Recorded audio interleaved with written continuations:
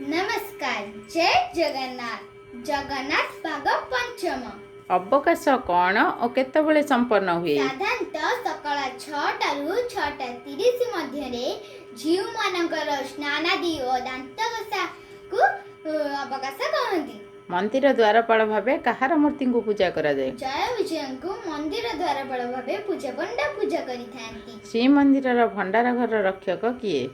श्री लोकनाथ। महाप्रभु सर्वसाधारण दर्शन को कौन कह जाए? साहाण मेला। साहाण मेला केतबेले होइथाए?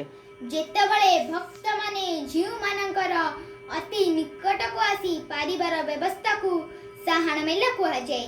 एहा 7टा रु 8टा मध्य रे होइथाए ओ एहा कार्तिक मास एवं केतेक उत्सव रे एहा संध्या धूप परे मध्य होइथाए। रोषहोम केबे संपन्न होइथाए? रोषहोम प्राय 8टा रु 8:30 मध्य रे पूजा पंडा सेवकों द्वारा होम शेष हेबा परे महाप्रसाद आरंभ हुए।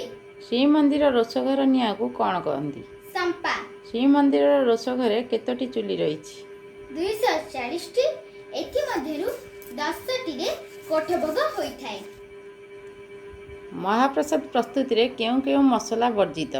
कला जीरा, पोस्त, गुजराती, बादाम तेल, गरम मसाला इत्यादि। श्रीमंदिर रे प्रतिदिन साधारणतः केते थर भोग बा धूप हुए? 6 थर। जीव मानकर सर्वप्रथम भोग कौन और केतबेले लागि हुए? जीव मानकर सर्वोत्तम भोग हेउची गोपाल बल्लभ 9टा रे लागि हुए। गोपाल बल्लभ रे कौन कौन खाद्य थाए? गोपाल बल्लभ रे खई, खुआ, लड्डू, कोरा, दही, पाचिला कदली और नड़िया आदि 3 जन पूजा पंडा परिवेषण करिथांती। सकाळ धूप केबे संपादित हुए और कौन भोग लगे?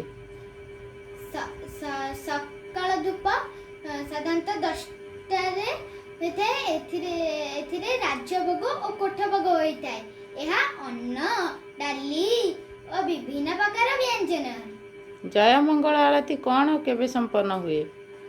संध्या धूप और पूजा धूप परे पूजा धूप संध्या 6टा रु 7:30 मध्य रे शेष होई जो आरती होइथाय ताहाकु जय मंगल आरती कहा जाय। संध्या पूजा रे भोग कौन कौन थाए? परिमाण रे कम हेले भी पखाड़, पुली, अमालु और साकर आदि थाए। बड़ सिंहार पूजा कौन और केबे संपन्न हुए? बड़ सिंहार पूजा 11टा रु 11:15 मध्य रे बेस परे होइथाय। धन्यवाद।